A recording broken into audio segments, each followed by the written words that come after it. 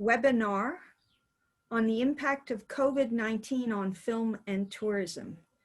I'm your moderator today. My name is Monica Rorvik. I head up the film and media promotion team at Wesgro. Wesgro, for those who don't know, is the tourism trade investment agency for the Western Cape and Cape Town. We have three amazing women speaking today, and I'm very privileged to moderate them. I'll start with Marissa.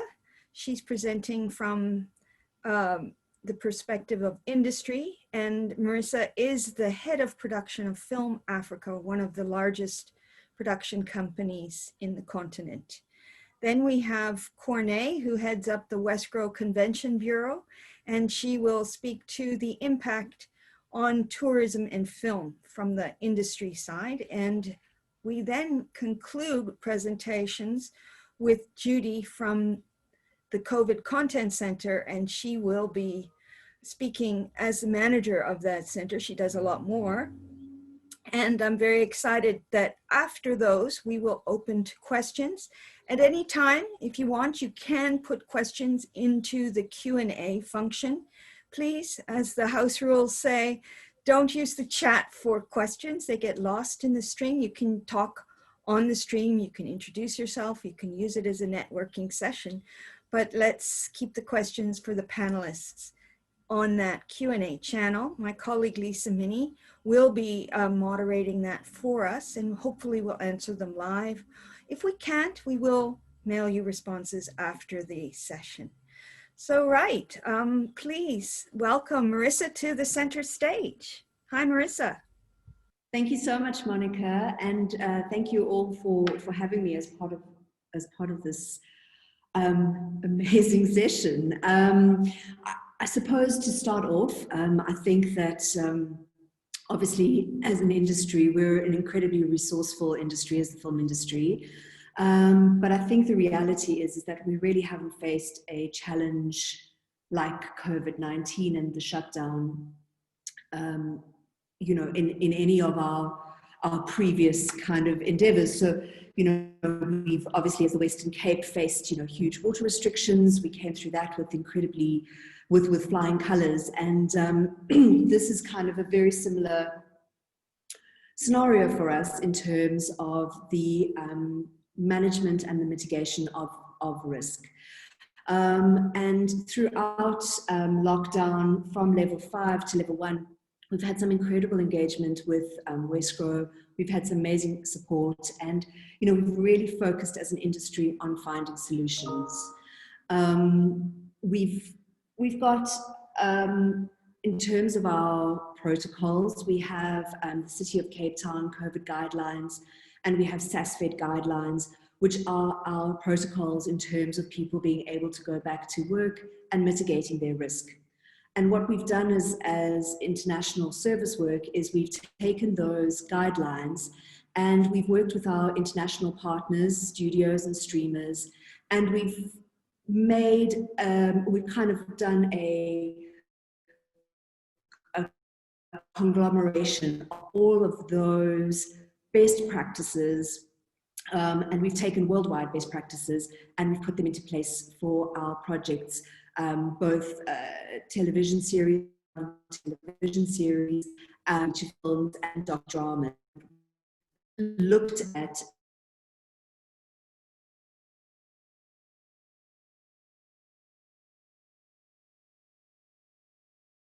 and in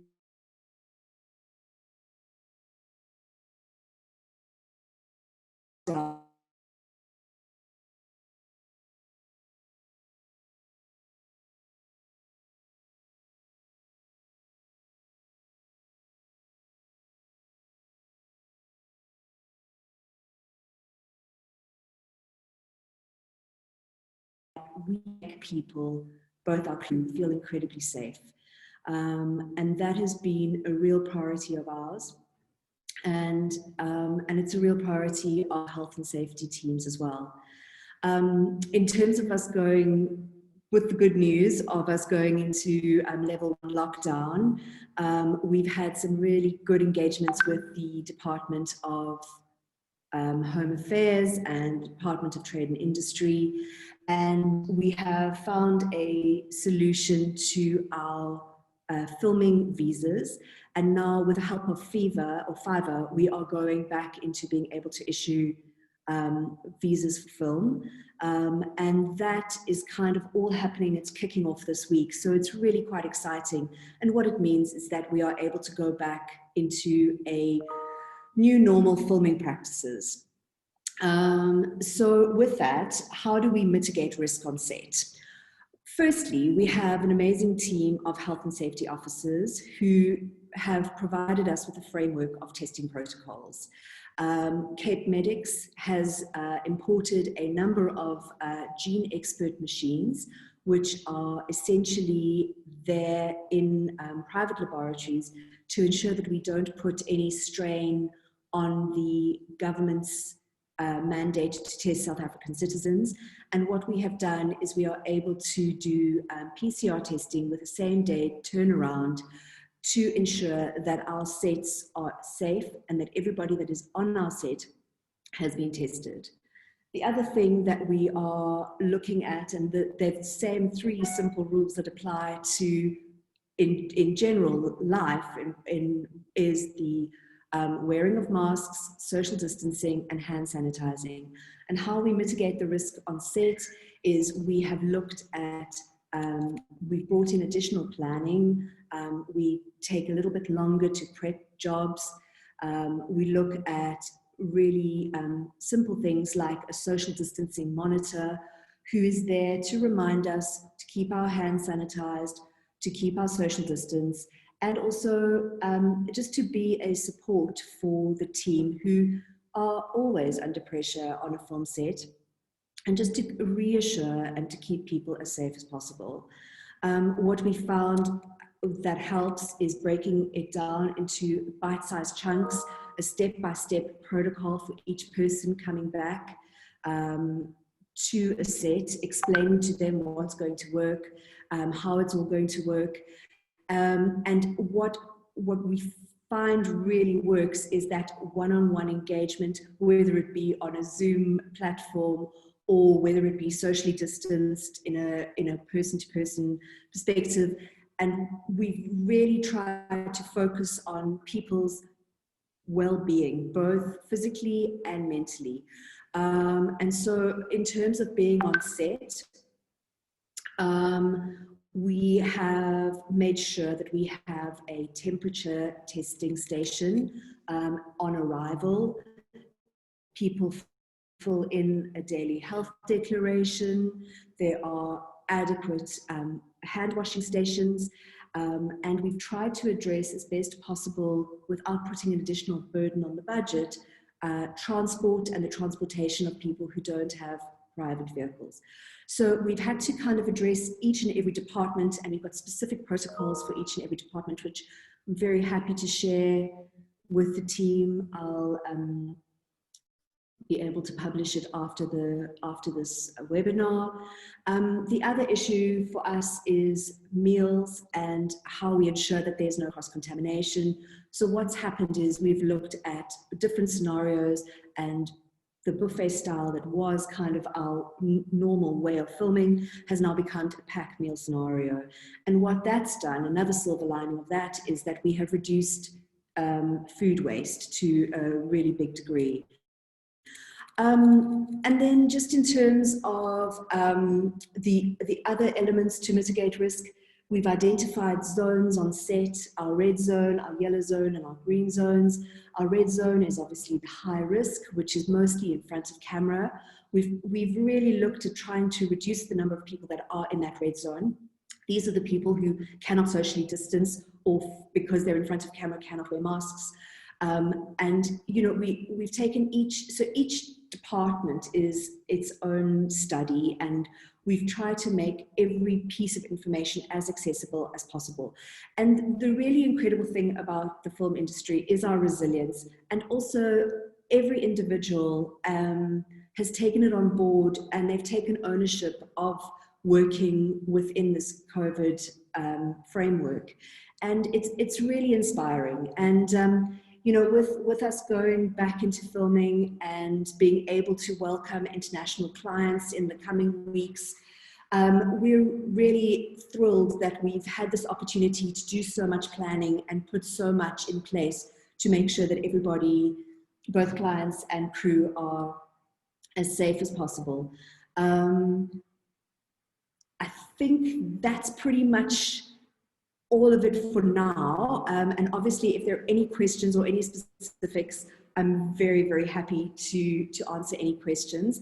And apologies if it felt like a ramble. I don't really have anything to present, but other than like, we can talk about a case-by-case study. Very open to all of that. So thank you very much for having me as part of this panel. Well, Marissa, you're very humble, actually, because I know the industry worked globally to design these best practices, and the way you've implemented them here has taken into the global best practice. Absolutely. And I know you have published them together with SASFED partner associations, and then that'll come up in Cornet's presentation. But I'm sure your detailed breakdown for one of your jobs would be a lovely case study. So I really appreciate if you could share those with us afterwards, because I think when you see the regulations and then see how you've got them passed to get the industry open at level 4 and 3, there was shooting in this country. And now you're working again with the internationals and the flights and the visas. So there's a lot of learning that goes into those details, and we really appreciate your generosity. I'll have to say that working together with industry has been really powerful. We're all pulling in the same direction now, and all to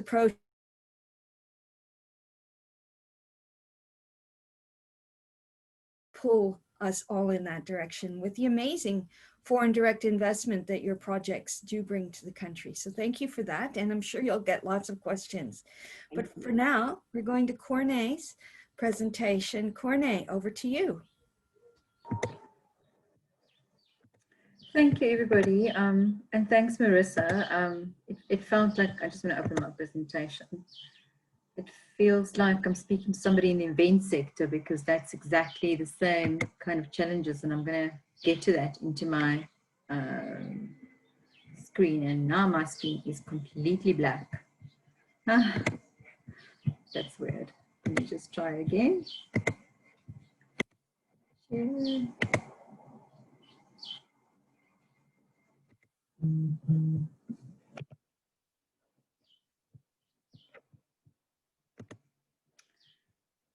go. Sorry, I slided and I didn't start, but there we go. So thank you for the opportunity, and welcome everyone to the session. And like I said, Marissa addressed quite a few things that's very much overlying in the tourism space, and because it has to do with people being used to regulations. But before I get to that and sort of spend some time, we wanted to look into tourism and the impact of tourism as well on the film sector.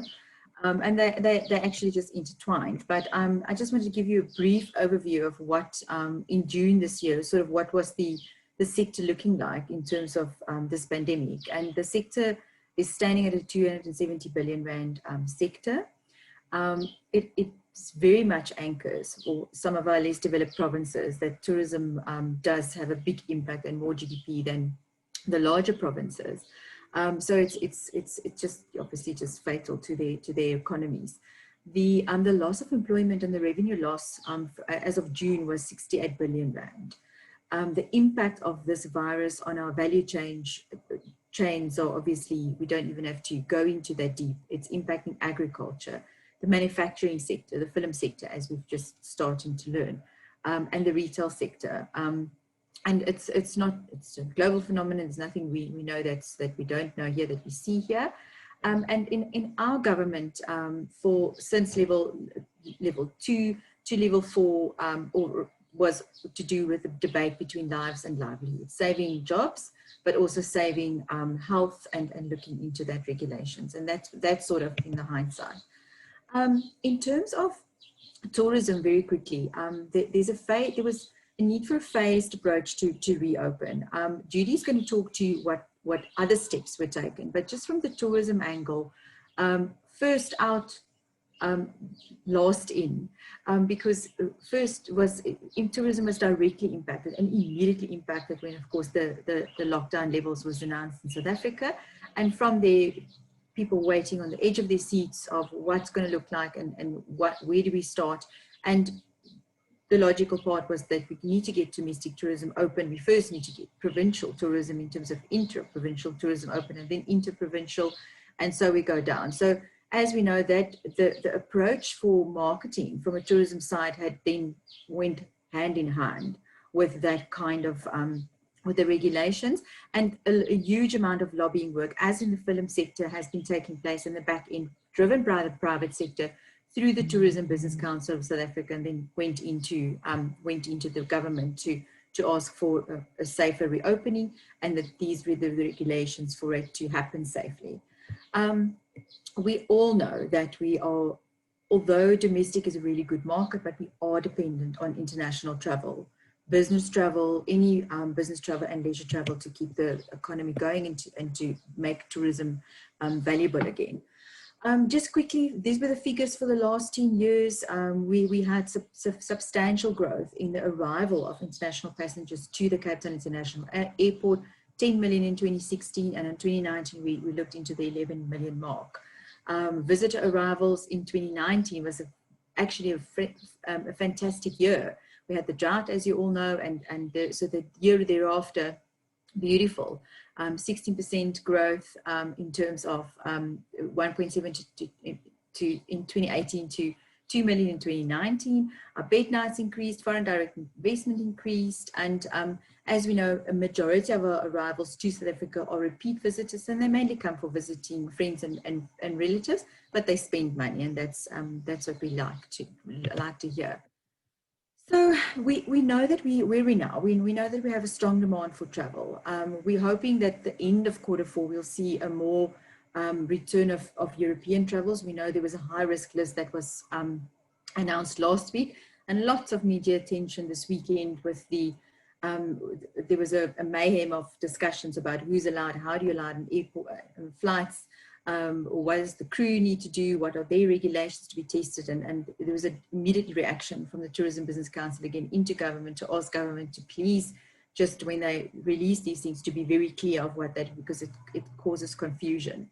The main thing here is that we need to also save our supply side, and the same goes for the film sector, that even if we're not allowed to film or to do productions, well, now we are, but previously we weren't ready to do it that great. There's a lot of companies that didn't survive. So it's important even from that side, both angles, to actually keep businesses and try and find strategies to keep them to the supply side, to keep them alive. So in terms of adapting our strategies and marketing strategies for tourism, and for focusing on the sector, and focusing rather on what the destination provides for film, for tourism, is that we do know we're going to have a diversification of markets. We're going to cater for new markets in the tourism space, and markets are evolving. People are going to start looking for different things. Most of the world have been in lockdown for more than 6 months. And what are they looking for? So that's the strategies that's currently being designed in terms of adapting to that and luring the tourists to then use the Western Cape as an option and choose the Western Cape to come and visit, to do business in, to tour, and even to do film productions in.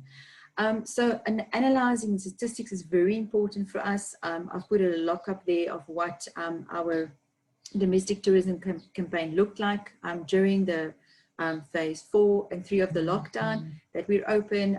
We have what you're looking for. We've got wide open spaces. We've got beautiful vistas, and we're not an overcrowded destination. But we also know that we're catering for smaller groups. Business travel, as you know, Marissa talked about, that was allowed earlier, so thank goodness for that. It wasn't allowed on a big scale. We couldn't leverage too much from it, but at least it was one of the first travel that was allowed when lockdown was announced, or rather a level 3, when we were open, a bit more open than we are, well, now we're more open. globally, we've all seen this, and I think this is what I want to get into more of, if I sort of have an overlay onto the virtual space, or the event space, and the conferencing space, is that we've seen cancellations, we saw closures of venues, we saw closures of movie theaters, we saw cancelled festivals, we saw cancelled events, we saw postponements of releases, and all of that obviously has a big influence on the calendars of all sorts of things, even in the tourism industry, the conferencing side. And I think Marissa can give another lecture on the pushback of things that's been cancelled and now having to catch up on that. And there's no time. You need to wait for the right weather. You need to wait for something to clear up, or you need to wait for a slot to open to do that on a production scale. So there's not even just the cancellation of the actual direct impact. It's something else, that the spin-off of the cancellation and how it affected the industry internationally. But what I want to stand still on, and I talked a little bit too quick, is that I think the adaptability of the sector is where we want to stand still. Just looking at this again today, going onto the website, even I want to really go in and do the virtual, and go, and if I was in the area, I would have loved to go to one of the drive-ins. I haven't been doing that for a while. So we do know that both the film and the tourism industry has that overlap of emotive feelings. But you also have the overlap that we are adaptable. Marissa talked about it. Right now, our debate in the business event side is to say, how long are we going to be able to do this kind of virtually? We're mammals, we're creatures of habit. We want to actually engage. We want to feel the seat. You want to feel the movie seat where you're sitting in the film. And you want to also experience the destination, and then you want to aspire to go to that destination of where the film shoots take place. And we hope that will be the saving kind of grace going on, and it's not going to be direct. It's going to take a very long time for us to do that. But this is also the moment in this space of being there where the music industry was a few years back, and where the publication industry was a few years back, of this moment of turning something that was something in our hands and touched and feel into a virtual. And we've got to know that we've got to adapt to this, not on both sides. And that was actually the beauty of what Marissa talked about, that I really wanted to bring home today through this presentation. We talked about aligning to best practice, and Marissa talked a lot about it. And this was the documents that we alluded to earlier, that the South African industry came together, lobby, put up documents for the safe reopening of what it looks like on a screen, and putting down those regulations. The same was done in the tourism space, in the hospitality space, and in the SA event space. But I think the important thing for me, the tourism and specifically the event sector is not, they're used to regulations and putting things in place to actually, make things safe. So I think that's quite important in our messaging for anybody, and even for our governments, to say, but we are used to it. Another layer of regulation doesn't really make a difference. But what it did show us is that we didn't have those documents, and now they are in place. And going forward, if something else happens in our destinations, we're agile and we have these, and we can use that for a build-up of going forward. There's beautiful things coming out in the tourism space, and Monica, I'm going to touch a little bit on the opportunities, but maybe you want to wrap up on the opportunities as we end the session. And those are this whole thing where productions are coming back. They can use bubble shooting to close off a hospitality sector, to close off a hotel, to actually shoot something and get a production going. And the overlap on that on tourism is phenomenal. And there's a few that we have learned is taking place in the Western Cape, and they make a huge contribution economically to the hospitality sector at a time that it was probably most needed. And so that's really the beauty of the two sectors. These are just marketing activities. We know we cross over, we cross sell. The lovely of where we're sitting in Wesgro is that film promotion, tourism promotion, we literally a floor away from each other. So there's a lot of overlap. There's a huge overlap in the air access strategies that we're doing, and having a grasp on what's coming through, how does that influence the film sector, and of course the cargo, and getting all those, the cameras and the right equipment through here. So there's amazing communication that takes place. And I think as the Western Cape economy, we leverage from this, and we should leverage. So this is an invitation to industry to say, you know, contact us. We're all sitting here. If you feel that we can help you to move something, let's try. The red tape, another red tape. But I think from a destination marketing perspective and tourism perspective, the opportunities for encouraging producers to use film locations, those we know are the more apparent ones. There's joint efforts to do media publicity. We've got marketing activities to join remotely. We go into market jointly as the film and the tourism sector in India or China, for instance. And then we obviously, the cross-selling I've talked about, that we do have the knowledge and we use that and we grow through that. There are risks, and Monica's lifted them out, and she can maybe talk some more on it just now, but there's all these things about local reinsurance. There's a cost increase for, obviously, Marissa talked about that. Now you've got to have more control and more PPEs and all kinds of things that makes the productions more expensive. So that's just going to come through. It is coming through. The accessibility we talked about, countries that can or can't, countries that want to come here, some of the US production companies need to come and finish their productions. They can't because we're not allowing them. So those are risks that we're dealing with at the moment. And of course, we've got increased global competition. What other destinations are going to offer other film producers that we can't in the Western Cape, or vice versa. So we need to keep a tab onto that as a destination appeal. And lastly, some countries are also striving to attract foreign work through that, and that would be part of the current risk that we're looking at. And these are just opportunities.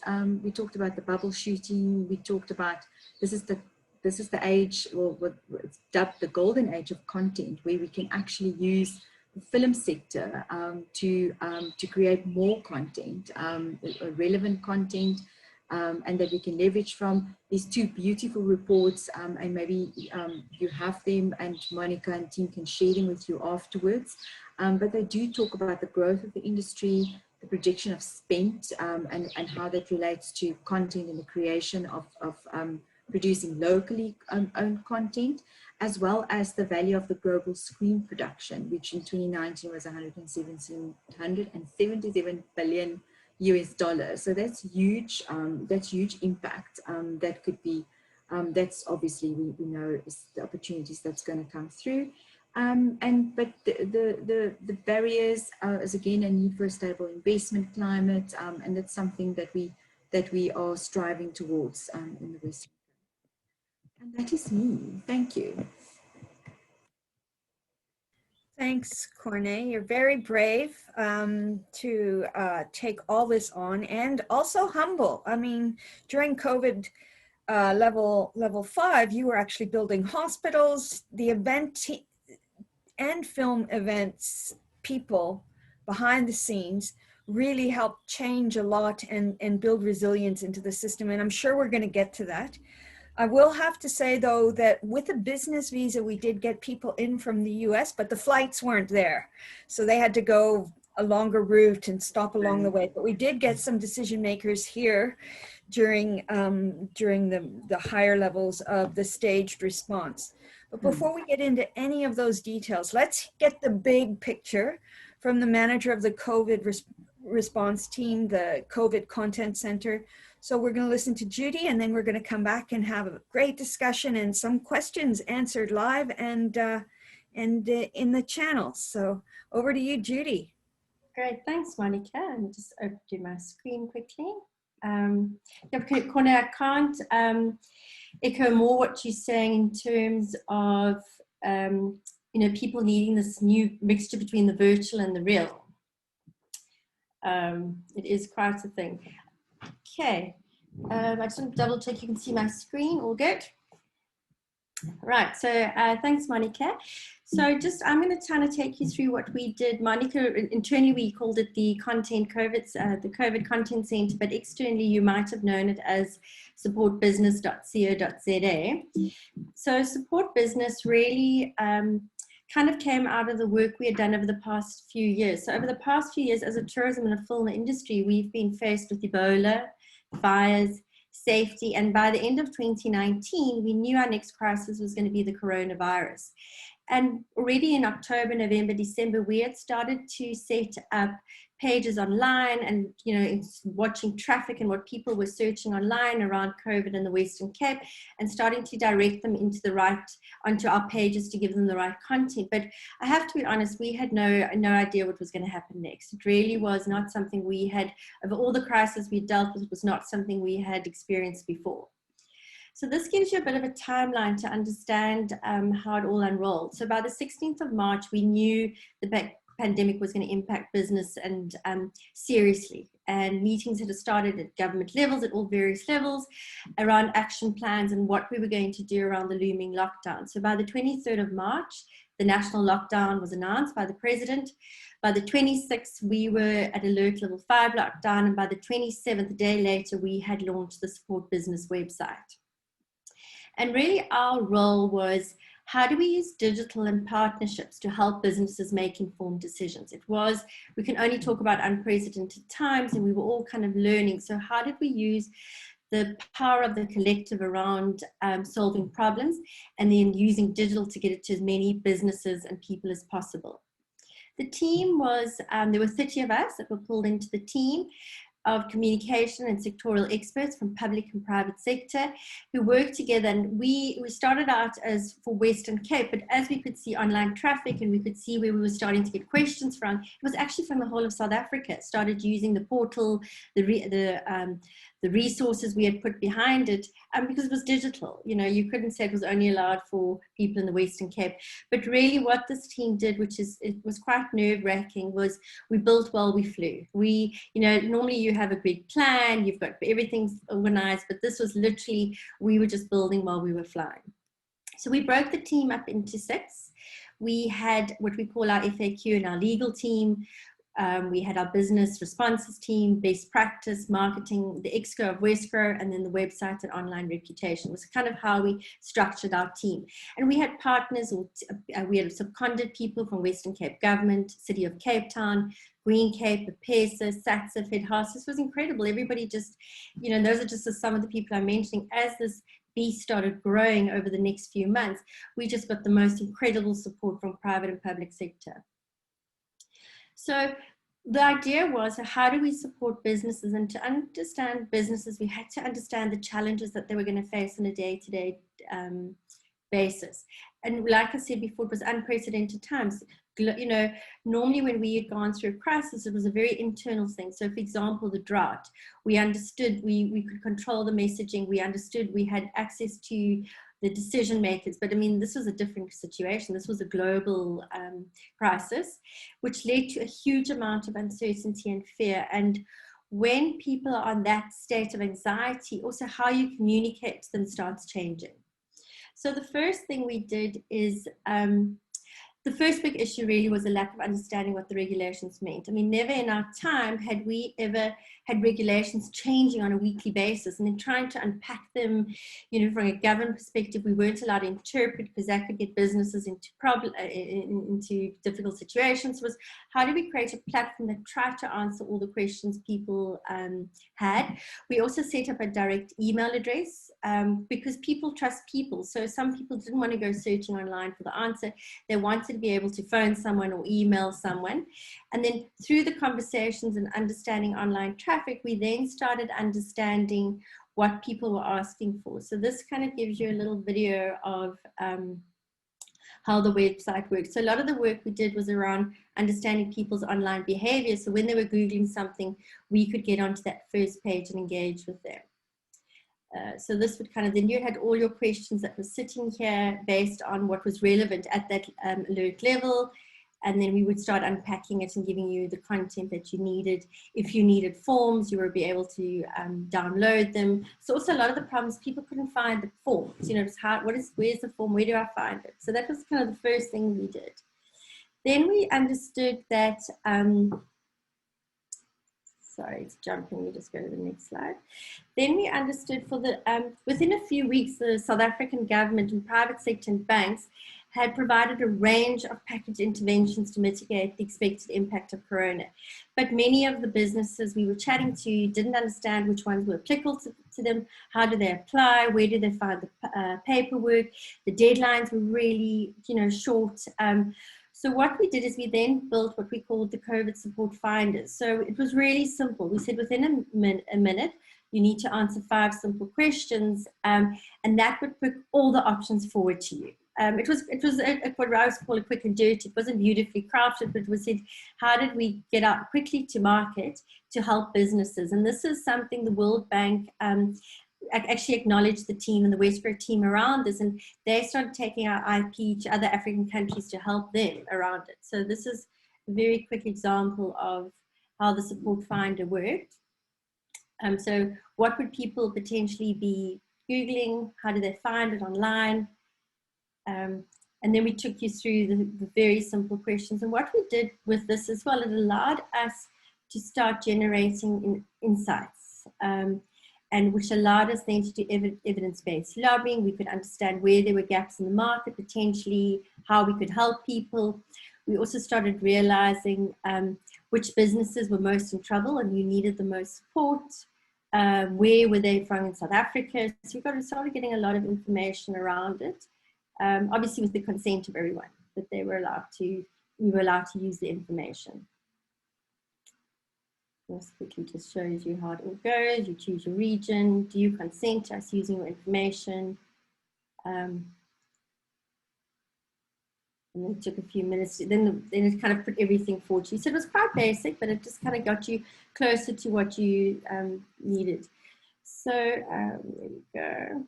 So this is just some data. So of the, this was from about a month ago. So close to 7,000 businesses that had used it. We're employing close to 80,000 people. So businesses that were looking for financial support, predominantly in Cape Town. Working capital was the biggest issues. And like I said, many small businesses. The next thing we started to notice was obviously the regulations were coming in that businesses had to purchase PPE. Now, most small businesses had never had to purchase PPE. It wasn't something on the radar. It wasn't something on the radar procurement departments. And what we noticed was this fragmentation on Facebook, on internet. Everybody was selling PPE. And so it was getting quite confusing. So what we thought is, how do we create a single platform which connects willing buyer and willing seller? And this is something the Tourism Business Council of South Africa actually started to build into their self-regulated protocols that they developed. So really, once again, we had taken that very simple approach is what potentially would businesses look, Google, how do we then get into their stream? And then once again, really simply, by trying to understand what they need, we would then kind of link buyers and sellers. So there, for example, you needed face masks. You were in Cape Town. It was also important to try and support small businesses. So we didn't want somebody potentially in George buying stuff from the Cape Town. We wanted people to support businesses in the garden route. So that's why we also started bringing that in. If you wanted to support a local manufacturer or supplier, we then allowed the opportunity for this where you could supply and all the kind of information. So we never got involved in the financial transaction. That was between buyer and seller. We just created like, I call it like Tinder for PPE. We just let you kind of meet who had the product for you, and then you could take it from there. Once again, this also allowed us to try and understand what PPEs were most in need, if there was an uptake, where the uptake was from. So once again, as a lot of the stuff we did was trying to just generate data because we didn't have any information around what was going on. And that just shows you kind of how the form, and then if you were the business, you would then get this email in your inbox. So just to give you some ideas. So for Marketplace, we had over 20,000 people go to the Marketplace requesting, quotes request was over 500. We We had over 500 vendors on the site, 13 different categories. So and this is just quotes asked for, so close to 25 million rands worth of quotes had gone through the system. If they ever converted, we don't know because we weren't involved in the financial transaction, but there was a desire for that kind of amount, which once again was a good thing for data. We did a lot of direct marketing, so anybody that used the support finder, we pulled them into the database. We did a survey with them to try and understand, as a small business, what was the kind of information you needed. A lot of people came for questions around tax and e-filing. We then partnered with KPMG to do a 3-part series. So once again, we were saying, what were small businesses' problems and how do we, through partnerships and the collective power of that, solve your problems? What also became apparent was the need for face masks for people that were unable to afford it. And we did the numbers to say the Western Cape alone needed 5 million fabric face masks to be donated to residents throughout the Western Cape. So what we did is we then launched, partnered with FNB to launch the Maskathon. So through the Maskathon, we've donated nearly just over 200,000 masks. And really that was just appealing to businesses, and any size of business you could do it. You could donate 1 mask, you could donate money to support a small business that made masks. But it really was to say, how do we use the collective power of businesses to help those in need? We had vetted the charities. Obviously, that was quite important to understand the charities that we were going to work with. Once again, Africa Tikkun was the Airbnb one specifically, so we did a big thing with Airbnb around this as well, where they got their hosts to make masks. We did a big thing around Mandela Day, and then obviously there, if you want to donate, we're allowed you, a very simple process just to fill it in and we would contact you. We're now moving to recovery, so that's kind of what we did during the height of the crisis, and what now the next few weeks, people are now shifting, going, actually, we need to recover. We out of that fear, and anxiety is gone. The fear and anxiety now is around recovering and how do I keep moving forward. So we're working on 3 recovery programs at the moment. The first one's called Safe Travels, which launches this next week. And this very much looks at what Marissa and Corne have spoken about, is just, once again, the absolute confusion around travel. So, and what we're finding is people want to come to the Western Cape, and I mean, Corne said it as well, they're just too scared to book. Because they don't know, is their country on the hot list this week, but in 2 weeks' time it's not? What about cancellations? What happens if I get sick? There's a whole lot of kind of stuff. And what we did is we went onto Reddit, which is that, if you don't know Reddit, it's like a temperature gauge of the world. And we started looking at mega trends and what people were asking around travel and what was their concerns. We then took that insights and we started chatting to the trade to see that it was aligning with their clients' concerns. And now we're building content around what we call Safe Travels. Cape Health Tech Business Week is, once again, there's a huge opportunity to position the Western Cape around the amazing innovations in health tech. So how do we create this virtual space? And then the Cape Export Network. So this one, I'll take you through a video here of what we've done. Obviously, you must all be aware of the impact on the wine industry, both in terms of not being able to sell here, but internationally as well. So once again, we've kind of created a platform, and it's the first one in the world where you can only find South African wines. And the idea is, so we've got about 100 producers on there now. We only launched this about 2-3 weeks ago.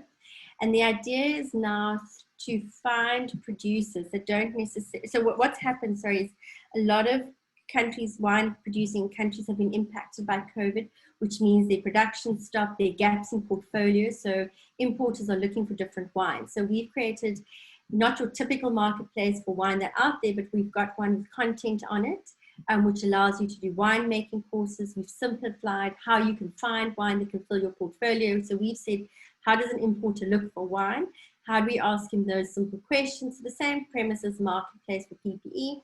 And then how do we put the right wines in front of them? So what's great about this is it gets the wines into the face of the importer, and then we hand it over to them and they can organize a virtual tasting session. We pull these guys into Wesgro's export advancement program if they aren't export ready.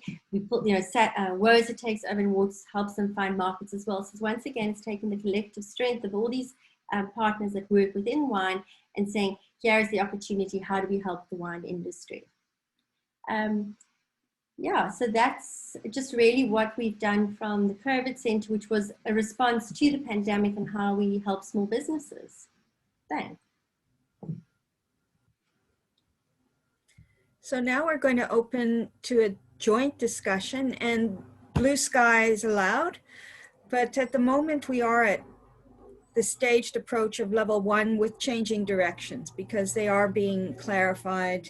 When people change the rules, you have to figure things out and operationalize them. But I would like to say, Judy, your team managed that brilliantly throughout every single stage. And it was quite a shock to the system on many levels, even though you knew something was happening. I know I traveled right to the last minute. My colleague Lisa and 2 other colleagues from different departments were going to South by Southwest, which canceled 4 days before her flight. So some of these events got canceled or postponed or switched completely to virtual, but it was very difficult times. And without that business support center, I think we would have all struggled even more. And a lot of people got help from it. And in fact, there is still one fund that's just going to close in a couple of days. On the 12th, I think, from Minister Mainier, there's a last fund that was pushed out for support for those companies that didn't manage to get any support. So please do consider, if you haven't been helped through this difficult time, there, you know, everybody wanted to help you, and good communication is all about that. And we need to know how to work together, and we need to know how to work smart and safely, and yeah. And now it's a general discussion. So I'm not sure, Marissa, you were first there. Maybe you'd like to just ask something of these 2 ladies about what they've been doing, and maybe you could tell me a little bit about your experience or what you heard about the experience from people during that difficult time till now, and what you're looking forward to. So I don't know if you want to reflect back or just reflect forward, or consider what these colleagues have been speaking about in order to just open the conversation. And then we'll do a similar thing with Corné and Judy, and then we'll, if ideas naturally bounce across to each other, we'll do that too. So over to you, Marissa. Yikes. I just wanted to say, Corné and Judy, thank you so much. It was so interesting, and a lot of information there that is new for me and really inspiring. So thank you for that.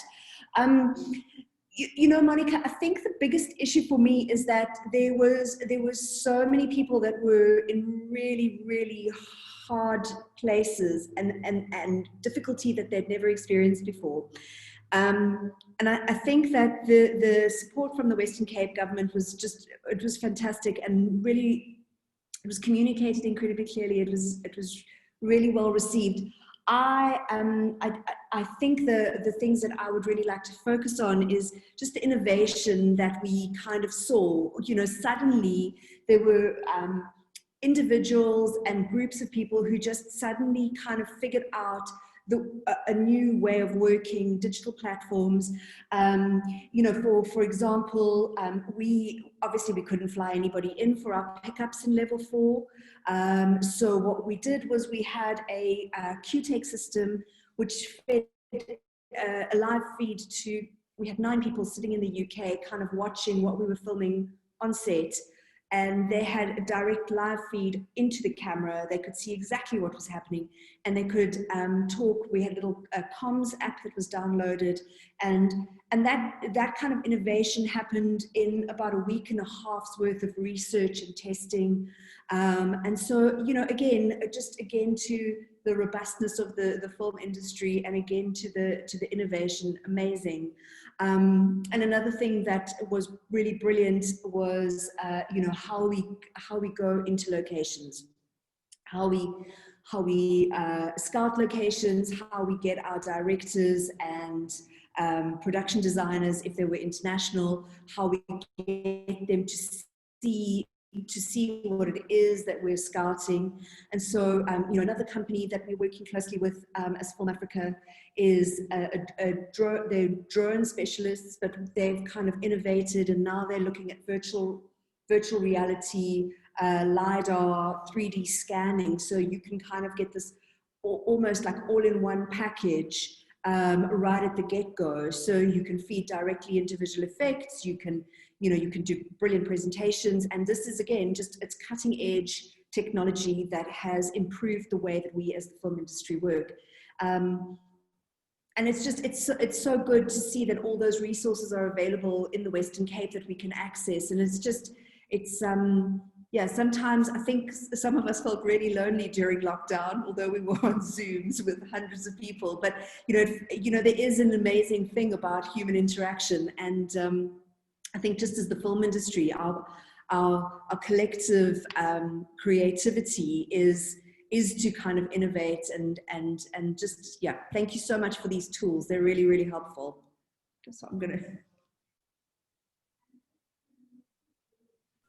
Marissa, could you also mention about a major event that took place? You did season 1 and you had to launch it. It went on to stream. And you did an amazing virtual event. Thank you for inviting me. I didn't get into the cast and crew Zoom, but I'm not casting crew, but I did do photo booths. I watched the cocktail presentation. It was super fun and worth getting up at 2 in the morning for the LA premiere, red carpet premiere. But maybe speak a little bit about that. So Raised by Wolves, season 1, we had a premiere. HBO Max launched. I felt really sorry for the DJ because that was pretty sad. I mean, there's definitely, you need a lot, when you're doing music, you need a bit of interaction. So, but they did these brilliant virtual rooms, as Monica says. So, they had a mixologist who was doing cocktails. There was a signature cocktail for everyone to wake up to. So we viewed it at 2 a.m. and they had their Australian cast waking up to view it. So it was a global event, and I think on that specific invite there were almost 1,500 people that all had kind of logged in, and you realize how innovative and cutting edge and the film industry is. So yeah, I mean, we really did. It was brilliant, and and invited the whole of President Ramaphosa's cabinet. It was, we had people logging in from the DTI in London who were awake at like midnight, and they were going, "Oh my God, this is brilliant!" And such a good interactive way of viewing things when you can't be, in person. So yeah, it was brilliant, and hopefully we're getting to welcome them back for season 2. So that's a really good thing for the Western Cape. And yeah, exactly. So that goes into production in November, we think. So yeah, really good. Great news. And what an advertisement for this country's craft and locations. And I can't wait till it starts streaming here in second or third window. But you mentioned the DTI, and they also had to rejig, and they reopened in August, thankfully. So yay DTI, yay incentives. But Corne, could you just respond to that kind of open question? And then we'll go to Judy, and then we'll start to connect to some of the questions. Some of them have been answered live, but I want to bring them into the conversation. Corne? Yeah, I think Marissa sang my song about global events, and I think I'm just reading there on the chat bar. Pietro is talking about film and wine, and I'm just very quickly. I'm just catching on Pinot Noir that had a film. It's an increase on some film influence. So I'm not reading the whole thing, but I think that's what we have to aspire to. It's that. My mind's now going back to when I was much younger, and I watched that film about Juliette Binoche, and it was something with chocolate, and it's like, so food, it creates those things. And I think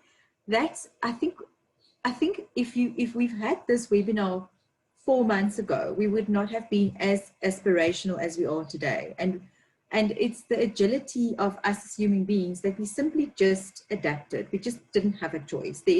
Look at what Judy's talking about, the content center, and now it's evolved into what Judy is, 3 more projects that just had a spur of that, and that's going to change, and it's going to go on. And I think the message that we've been talking about in the business event space and also in the tourism space is that it is our responsibility as citizens, as people in our sector, to, when we engage with people, to make them feel comfortable, to make them understand that we can host, that we can invite them, that we are ready to and abide by all the regulations, and that we actually need to self-regulate. And I think that's quite important, is that nobody's going to do it for us. We'll have to do it.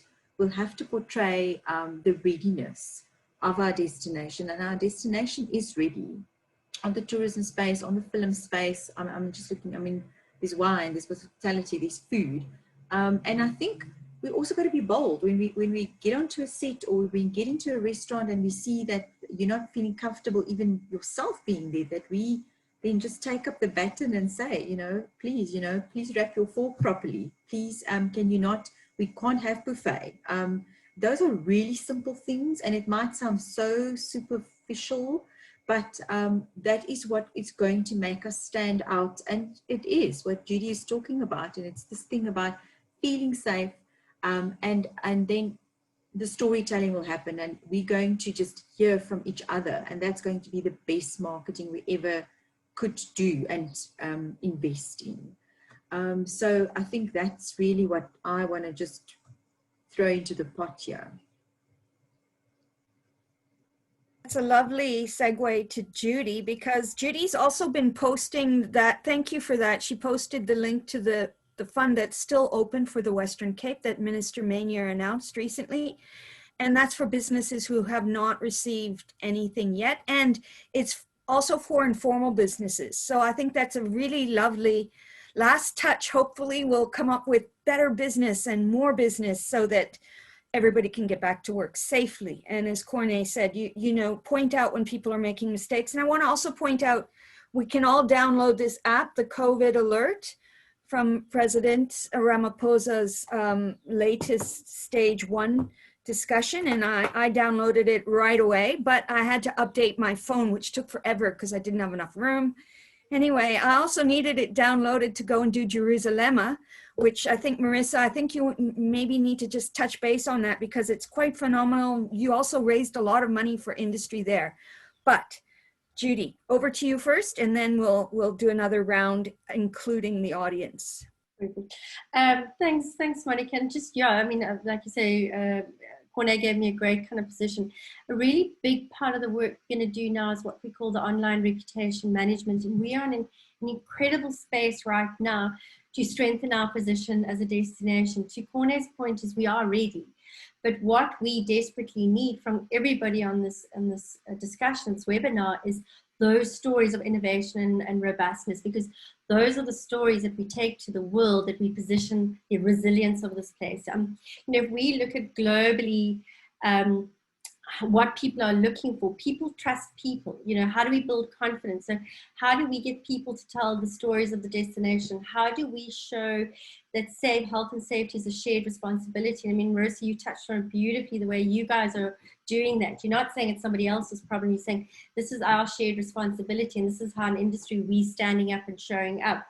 It's about removing concerns. So kind of the work that Corné is doing is how are we understanding the trade's concerns, and on the film side, Monica and Lisa, what are those concerns, and how do we find the answers for people and get it to them really quickly, that they then start telling these incredible destination stories, because that's the way we're going to recover quickly. I think, they talk about a 2 to 5 year recovery after such a big crisis, but what do we do to help recovery go quicker? And how do we create that online narrative in the space that I'm looking at, that when people go online, and Google something, or they go into social media and they look at something, the right stories are coming up about the Western Cape, the stories that we want people to tell.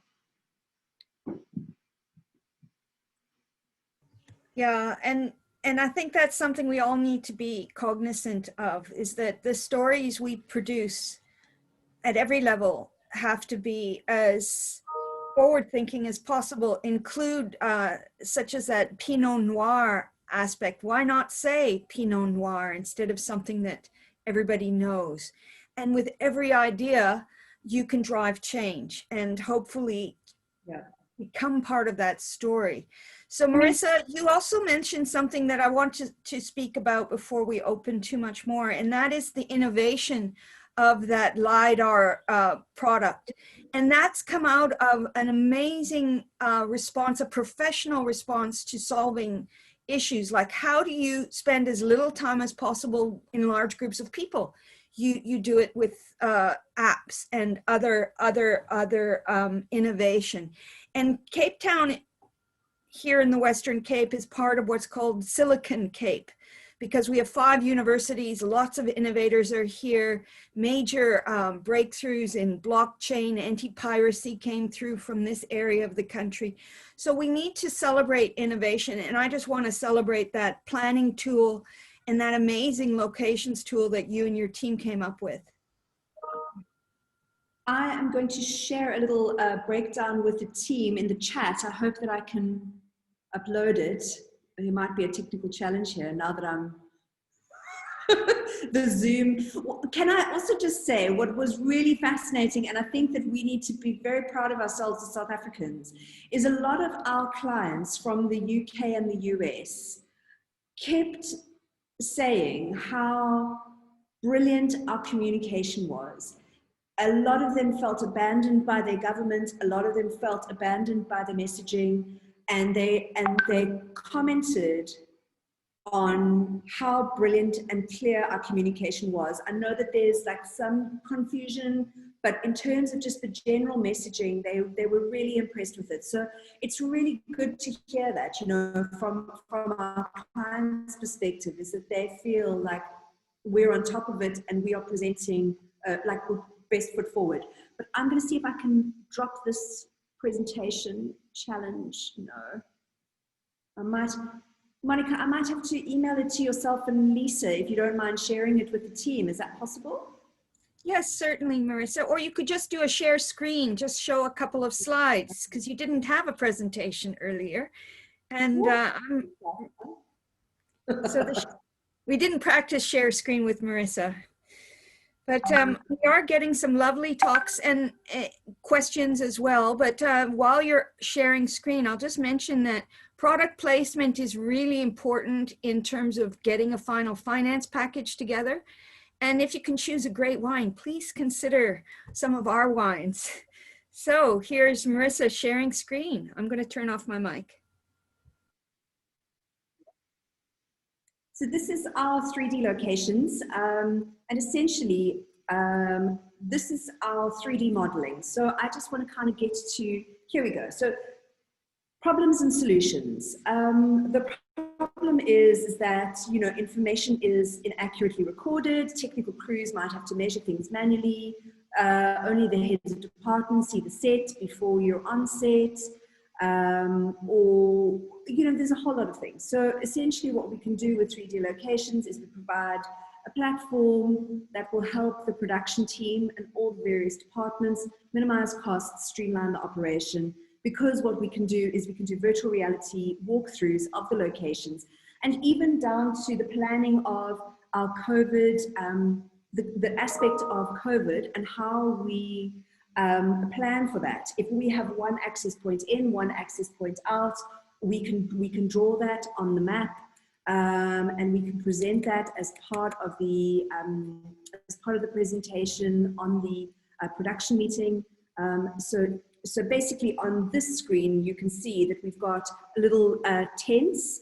You can see them in the 3 little red, or the red blocks. And those little tents can get dropped in, and you can kind of figure out how many trucks you can fit, how many testing booths you can stick in.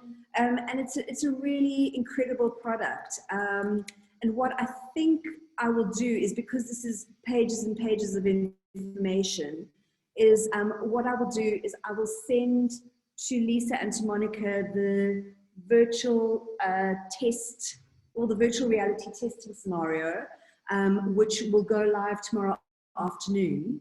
And then you'll be able to take a tour of, well, what they call the dollhouse view in the next 24 hours. So I'll do that. Yeah, pretty exciting stuff. I'll have to say that I also saw that it was more than just film.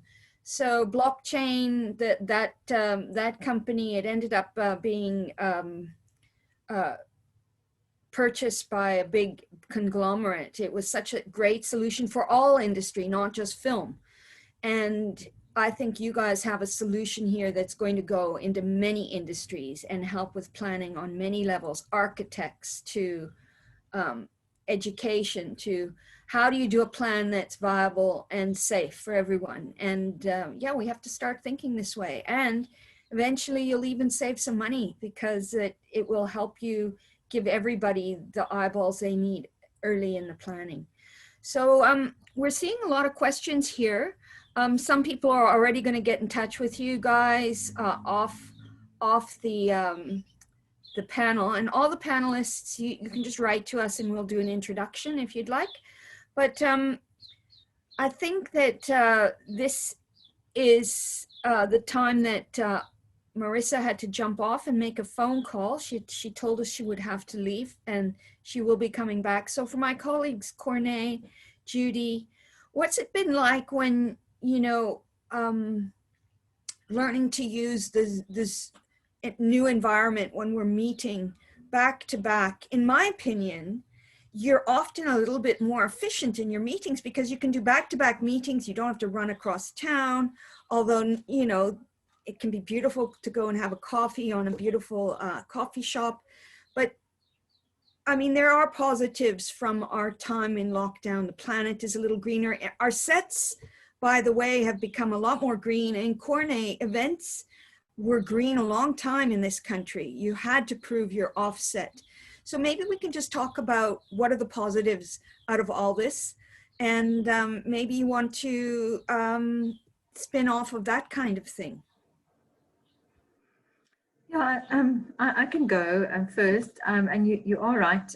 So for a long time, and definitely in the business event space, the concept of sustainability, just talking about greening and greening on sets. So sustainability would be a trend going forward, and that would be from tourism practice right through to eventing, you know, the whole concept of sustainable tourism, being responsible. So those things are definitely that they're a trend, they're being written about, and you will probably have a following of that type of tourism even more so than prior to the pandemic. There was a following before that, but I think that's going to sort of lift going forward. So I think our destination could gear to that, and the same goes for sustainability practices in eventing, venues, as well as probably the hospitality sector, because as we know, you know, the sector always had a light shine on it from the gas emissions and from water and electricity. So all of that, you know, will probably come through. And I mentioned it earlier. I think just the fact that we humans, we've also learned that we can adapt. And what do we really need, and what can we get along with without? So that will probably come through in the hospitality sector. Yeah, just to get back to the Zoom meetings, I'm literally done. I think I've had enough of Zoom meetings. What to me, what you find is that you can literally, you know, you jump out of bed. The beautiful thing is I didn't have to sit in traffic. So I saved 2 hours a day, which is a lot. But we also have worked harder and longer. So I think that's the thing. And we also don't get to take those breaks of walking to the coffee meeting or walking to the other floor. So for me, that's what I see the downfall of the Zoom and the platform. And I think that's the same for the business sector, is that you literally had to. Sorry, am I still visible? Because my internet seems to not be so great. It is. Yeah, so that you literally we need that contact. We need that physicalness of engaging. We still not so,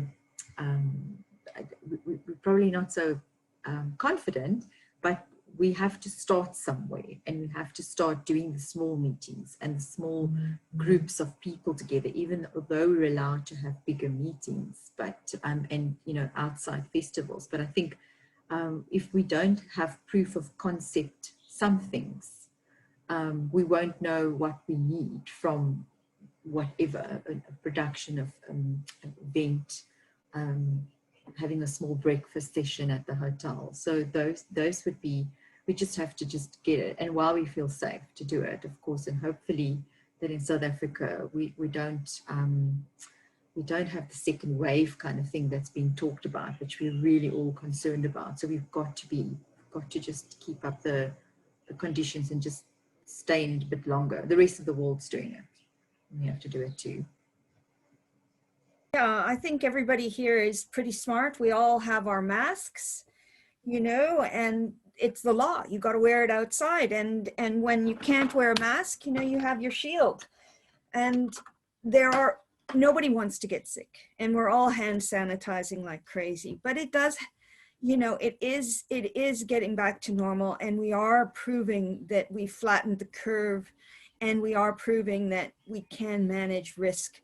But hopefully we won't have to rebuild those hospitals that you built, Corné and the Cape Town International Convention Center, and we can use them for what they were used for, which are big events, and we need them back. But at the moment, I think it's 250 people in a venue at the moment. But we do have beautiful outdoors. We're in the Garden Route International Film Festival. They have 11 outdoor drive-ins, and I'm a drive-in fan from my youth. So I can't wait to get to one. And Judy, do you have anything to add to this?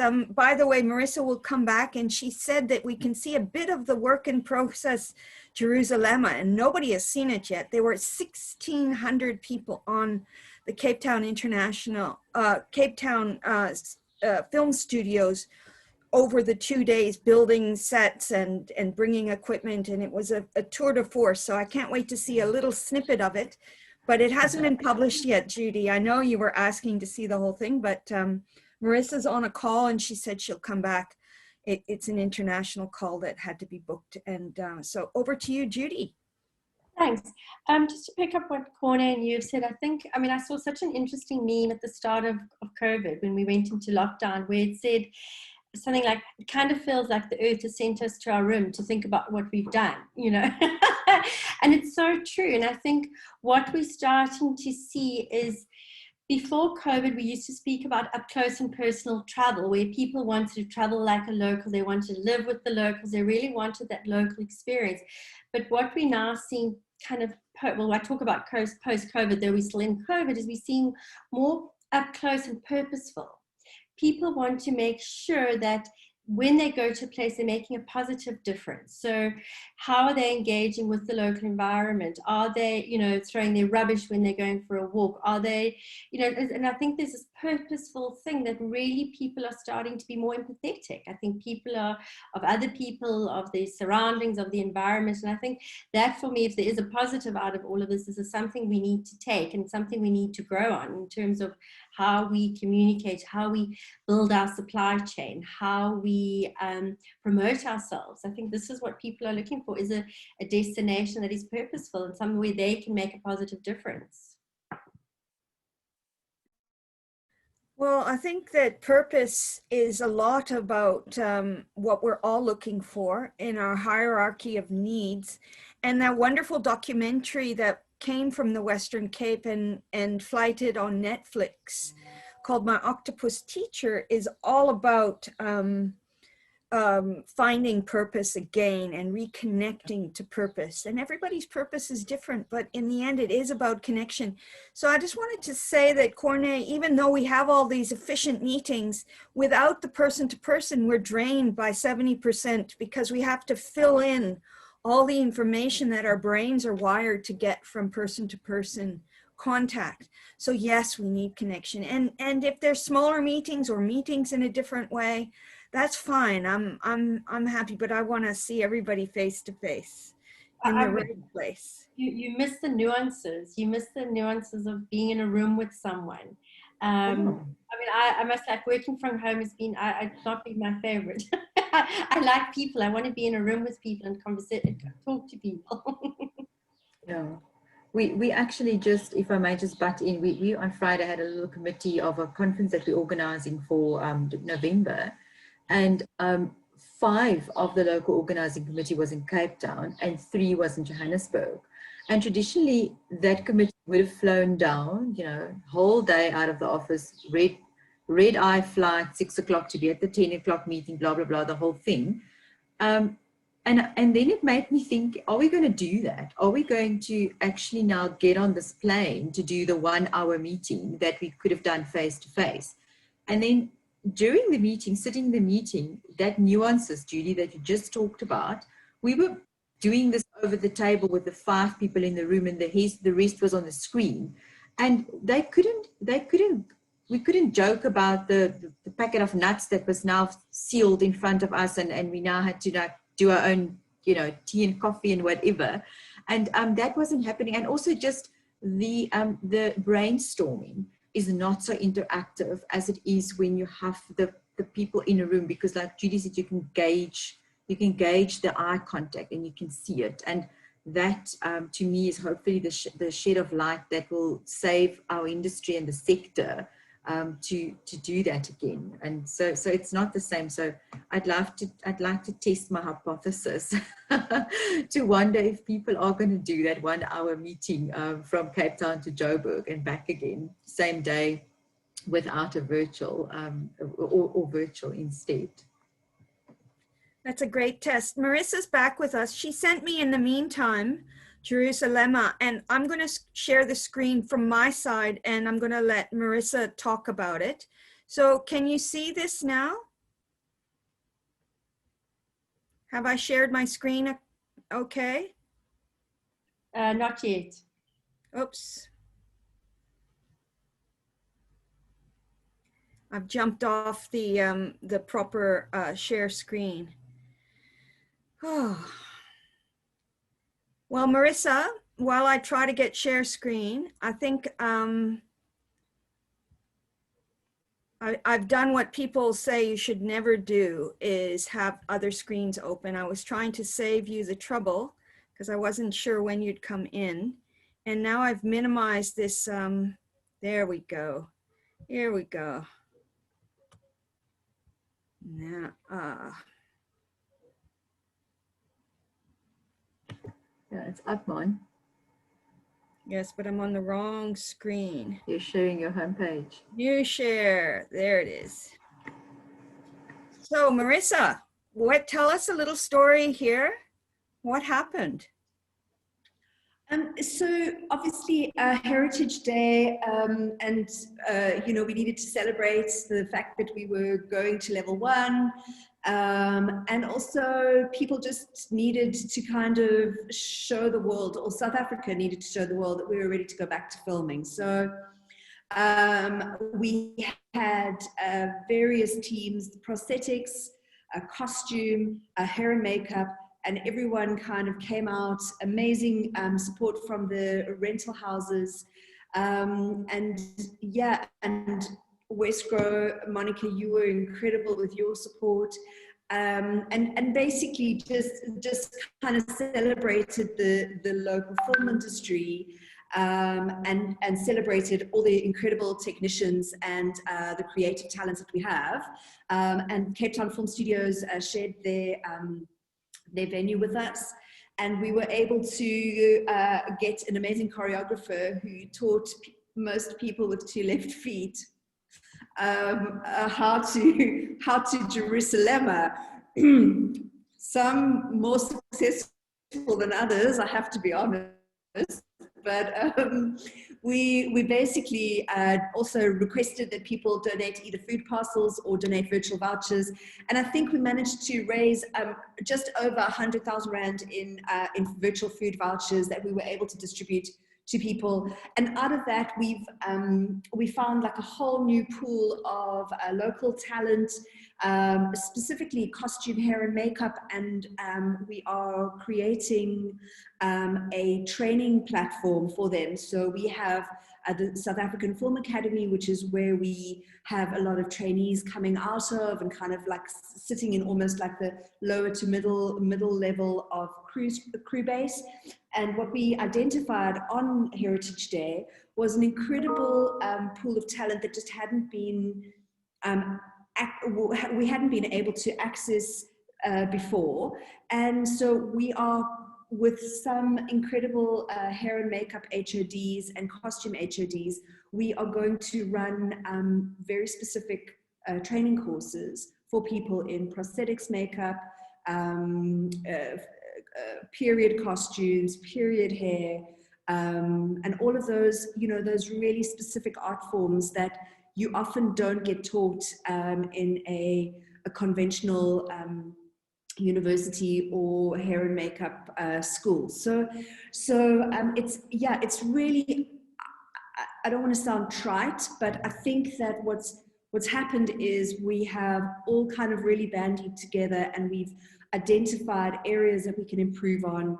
And as an industry, I think we've got a kind of a solution for going forward that, you know, we would never have had the opportunity if COVID hadn't happened and people hadn't actually had the time to stop and reassess and identify areas that we can improve on. So yeah, it's a bit cheesy, but it really,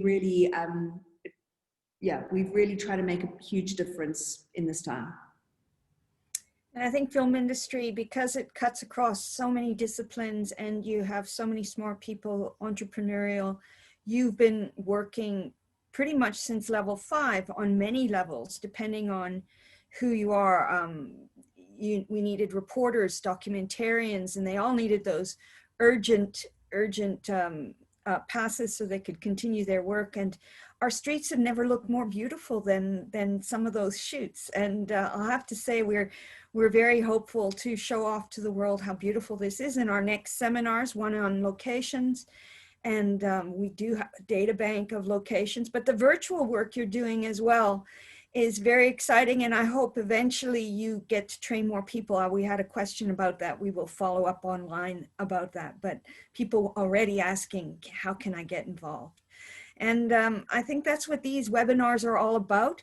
We also have behind the scenes one of our funders of the Department of Economic DDAT, Development and Tourism, that they are doing an economic recovery strategy and plugging in insights from all these questions, all these focus groups. And they are really excited that innovation takes place, that more business takes place. And during lockdown, we did have an amazing pivot in our SFX, our special effects, our VFX, virtual effects companies, like the one you just demonstrated, and the animation, who work across not just animation like stories, but edutainment, medical work. We really have amazing thought leaders who know how to drive their businesses. And after the pivot, took a while. They had to rejig, but boy, oh boy, people have been hiring and taking VC capital to expand. So this is a kind of success we need in every business. We want to also keep in touch with real life.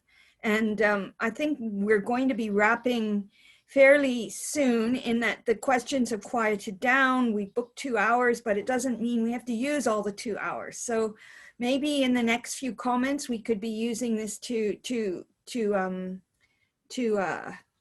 say goodbye in a nice way, and see you at the next Garden Route International Film Festival virtual seminar. My team will stick the links here if you haven't already logged on. And that link right there is the Facebook group for the Jerusalem Challenge. And it was a real privilege to have been there and to learn to dance the Jerusalem. Believe me, I needed all the teaching, but I've got 2 left feet, but I made a go of it and hit at the back.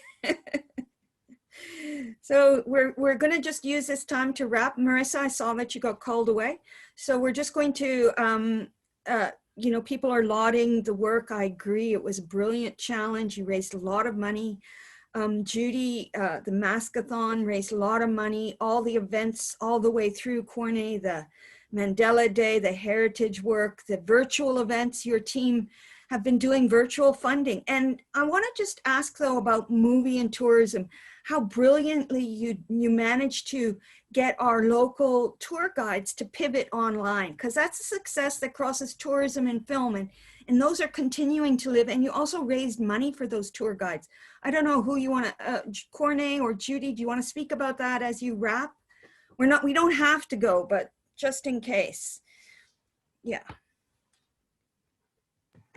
Yeah, I can quickly do that. So that was an initiative, you know, again, that was done already on level 2 of the lockdown. And we as an industry understood that because of the nature of our industry, that we would not be back to getting any business until quite late in the regulations. So it was two-phased. One, to inspire people to just discover their backyards and look into what we have in the Western Cape, so that when we're open, you can actually go and visit those places physically. And also to create an opportunity for focus on tourist guides, but also to give them an opportunity to get some income. So the tour guides did what they did best. They loved the destination. They did tours of specific areas in the Western Cape, which we wanted them to highlight. And they told their story about whatever tour they were selling, and you could then go online and you could book the tour, and you could then do the tour virtually, but with the payment of that went to the tour guide. So it wasn't a huge amount of cost on our side, but we obviously did do a cost to make sure that there's a bit of a production on it, and that you have a beautiful introduction to why we're doing this. And it was a huge success in terms of really just getting a different angle, and also just showing the adaptability of the sector of what we can pivot to. But I'm actually truly inspired by Marissa, and even I think somebody put on the Q&A there, Sean, about the whole thing about virtual and the virtualness of having a production done. So my mind's already racing on how else can we do this from a site inspection perspective, because on the Convention Bureau space, we do host a lot of site inspections. And I think the film industry could partner very good with the hospitality industry, and specifically venues and hotels, and that you go and speak to them and ask them about the opportunity to show the technicality behind that we then do a proper, there is technology to do that, but what you showed me looks really great. And to actually have an augmented reality that really looks almost the real thing is definitely going to help a lot for us to showcase. So my opportunity brain had kicked in there. I don't know the back end. I just know that might be something that you need to maybe there's a link up that we could facilitate. Thank you, and thanks for the session, Monica. Brilliant. My colleague is going to be putting the links to the next webinars.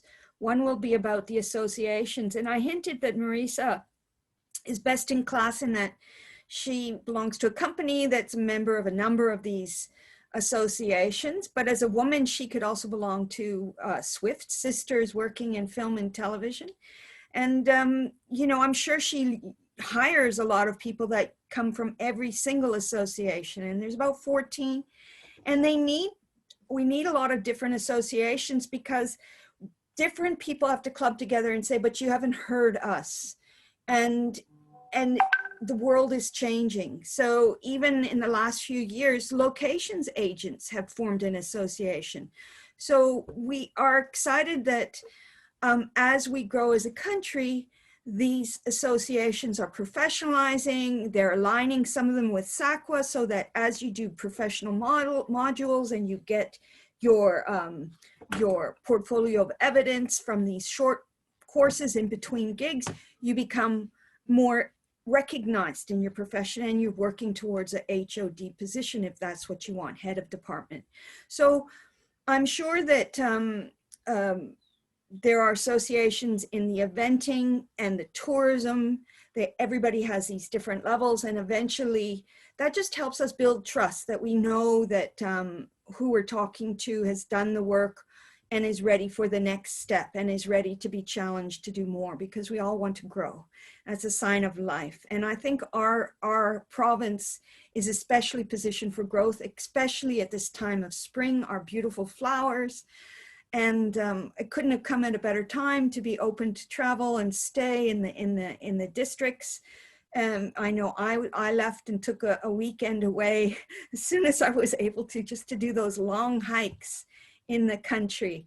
But Marissa, you're poaching season. Pretty soon you're going to be working those 10-hour days again or longer. You know, that's the way it goes. In the winter, you have a bit of a quieter time. You're in your pre-production, you're planning. And I think it's the same with eventing. This becomes our busy season. So hopefully our flights will regularize for tourists and business. People coming here for business will have a slightly easier time for this next little bit as we sort things out. But I would like to thank everyone here. Judy, you didn't say goodbye, a roundup at all yet. So let's hear your voice at this part of the end of the session. Well, first to Monica and Lisa and the Wesgro webinar team, thank you. This has been a great webinar. And I think any way that we can share knowledge and information is for the greater good. And please, anyone, if you've got good stories to tell, and this is a really big part of the work we have to do now in terms of rebuilding, is telling the world about these incredible stories around resilience, innovation, and really just kind of take those stories to the world. So please email Monica those stories and let her connect me to you, and I will make sure those stories get out.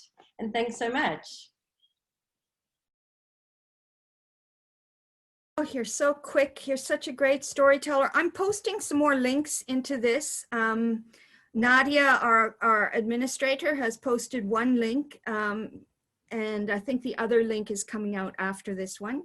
We're just finalizing the webinar on that invite. But if you're interested in training, or if you know someone who's interested in training, Marissa did mention that training is something that the big productions do, because they need people to come out of college, or even before, if they're just, you know, maybe they're already a hairdresser and now they're going to be trained in hair and makeup for industry. So it's a way to grow. Contact the filmessayacademy.org. There are other training organizations around, but that was the one she mentioned. And Marissa, I think you started this whole session, so maybe if you want to just say one last little thing, since I mentioned you so deeply, and then I'll do the last wrap. Well, thank you again, you know, really inspiring, and thank you all so much. And yeah, let's get cracking, and let's get our business travelers back, and then our tourists. And you know, I really have a huge hope for the industry. I think that we're in a space where you know, there's going to be so much demand for content that we're going to be in this space. We're going to be in a space where we are going to look at exponential growth in the next 6 to 12 months. And I think that it's just going to keep going. And yeah, you know, I think Corne and Judy both mentioned in their conversation, you know, this is the golden age. And yeah, I feel inspired. This has been brilliant, and thank you so much. And yeah, onwards and upwards. Marissa, I'm so inspired by all the work of this industry, but especially Film Africa for giving you over to us. Thank you to your team behind you for letting you off the hook for a couple hours. Brilliant work. I can't wait to see Raised by Wolves and all the other work that comes out of your studio. Well, facilitation that you facilitate for various studios. Brilliant work, and thanks for hiring so many people every year and putting people to work. And it's a huge value chain. When one hotel is being booked for a bubble shoot, that's brilliant. And I know some of your TV series have spent millions of rands, even just one TV series, to over the time of the series. So this industry cross-sells the destination as well. Those final films come out and people want to go and see where those films were shot. It all links together. And then you need a glass of wine at the end of the day, and nothing better than to taste a beautiful glass of crisp white wine on a hot summer night when the air is so clear and blue. and the sun sets so beautifully. And for that, I wish you all a very good evening or yet afternoon, the rest of the afternoon, and wonderful film festival ahead, Garden Route International Film Festival. And coming up, there are many more festivals. You can join virtually or hopefully in person. As been demonstrated, live drive-ins are fantastic. So we'll see you at all these virtual and hybrid events. And yes, welcome tourists. Germany is open for business. They can come already, so yay. But see you on the other side. Bye, everybody. Thank Thank you. you, thank you, Bye. thank you. Bye. Bye-bye.